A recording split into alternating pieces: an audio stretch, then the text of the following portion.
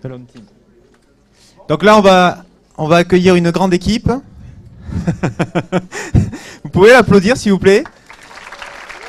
Il a tenu 24 heures tout seul.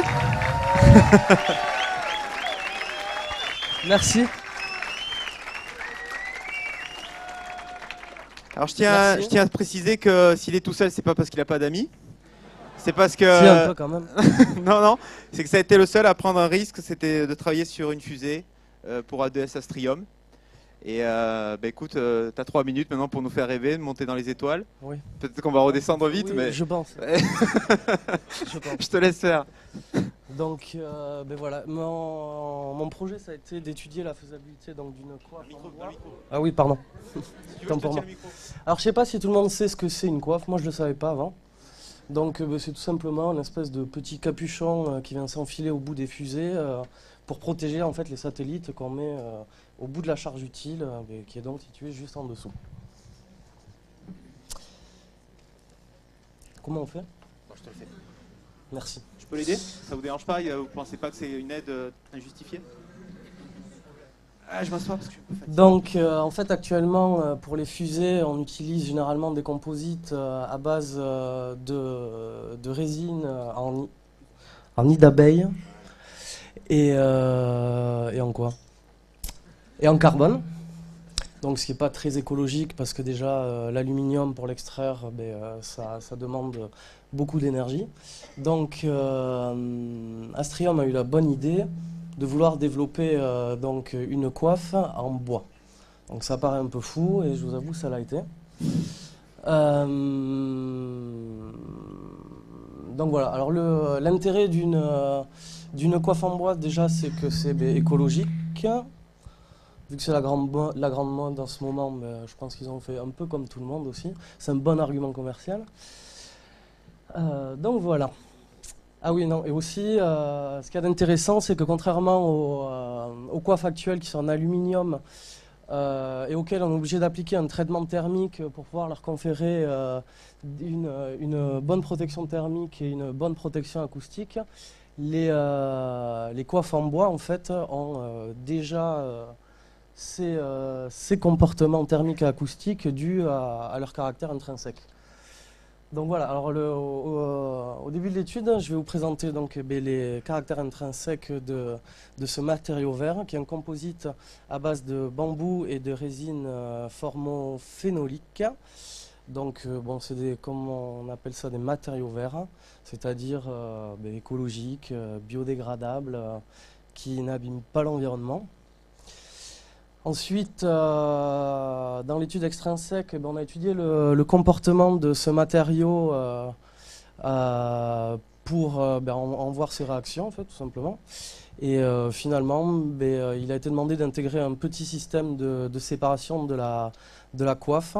Donc ça, ils ont demandé un système standard, tout simplement, parce que ça coûte moins cher que d'innover. Alors voilà,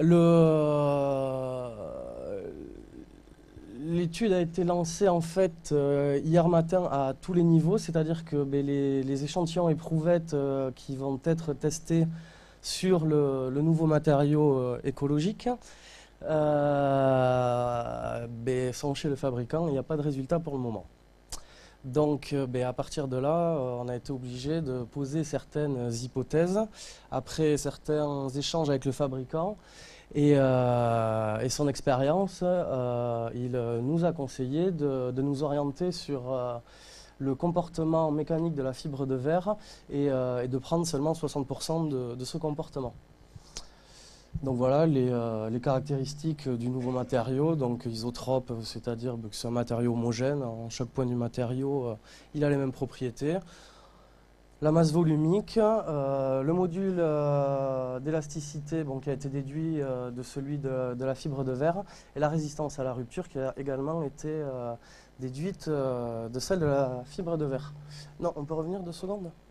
Je voulais juste... Non.